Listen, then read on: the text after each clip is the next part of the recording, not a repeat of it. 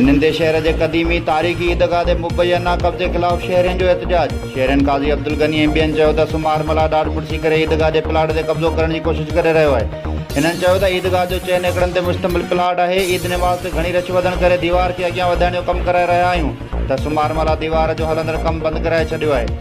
हिननि डीसी बदीन, एसएसपी बदीन, मुख्तियारकार बदीन समेत ॿियनि वसवारनि खां मुतालबो कयो आहे त निंदे शहर जी ईदगाह जे प्लाट तां जल्द कब्ज़ो ख़त्म कराए ॾिनो वञे। ॿिए तरफ़ ईदगाह जे प्लाट जी मालिक हुजण जी दावा कंदड़ सुमारमला चयो त मूं 2014 में ईदगाह मोहल्ले जे रहवासी अल्हादीन मल्लाह खां 5,50,000 रुपयनि में प्लाट वरितो हुयो, जंहिंजी मूं वटि लिखत बि मौजूदु आहे। ऐं प्लाट जो मालिक आहियां, मूं कब्ज़ो करण जी कोशिशि न आहे कई। सिलसिले में एसएचओ निंदो चयो त हलंदड़ कमु बंदि कराए मामले जी तहक़ीक़ात कराए रहिया आहियूं।